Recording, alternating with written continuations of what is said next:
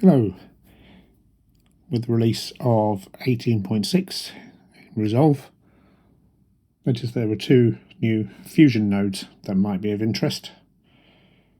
Now these are an Extrude 3D node and a Polygon node.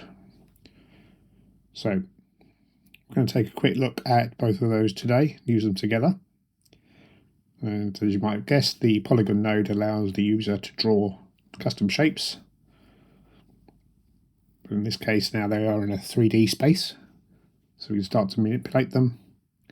And by using the Extrude node we can add corners and edges, chamfers, etc. So on the timeline here I've got a empty fusion composition, so what we're going to do is nip over to the fusion page, and the first thing we're going to do is add our polygon node. So there we have it, the S polygon. Now also what we want to do here is, in case we forget, is add our render 3D. So we'll see if we can get something out at the end of the day. So let's have a look at the polygon. What we're going to draw is a quick shape on here. And we're just going to increase the border width so we can see what we've got. So it looks quite good. Well, it actually just looks like some dots on the screen, really. And then what we're going to do is add to that our Extrude 3D. There we have that. So the options we have in here are the depth, bevel depths, etc. Transforms, materials. In this case we're just going to stick with simple controls. Give it some depth, etc. So at the moment we can't really see anything, so what we're going to do is add our 3D merge, and onto here we're going to add our light. So for this one we're going to add our 3D directional light. There we go. And we're going to change colour.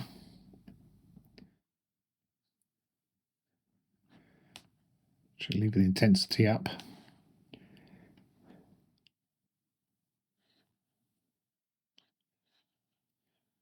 At the moment you're thinking, hang on, I can't see anything in here. So the thing to check is that we have our lighting enabled and shadows enabled.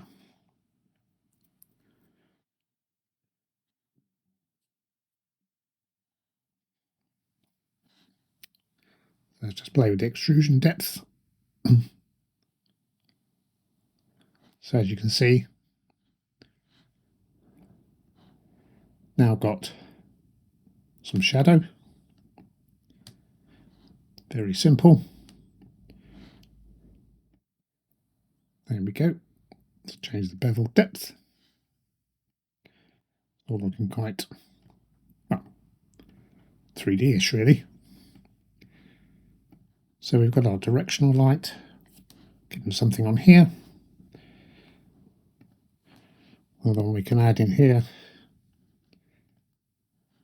is to change this. And we can animate this around.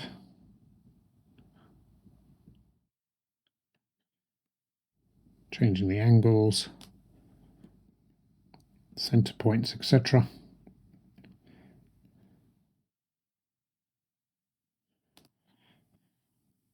So we can quickly and easily build up some funky graph or anything really that we can draw in a polygon. So what I did earlier, as in all these things, I was having a play around. So in this composition here, with our polygon, our extrude, a merge, spotlight, directional light,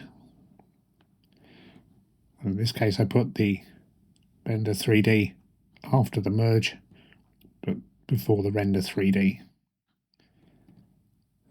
Then using some keyframes, used it to animate. Add another one here.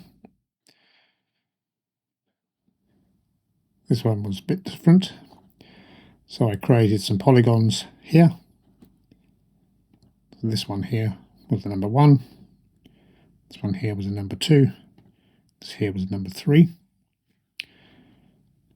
and then I extruded that polygon 1 and then created instances of the same extrude,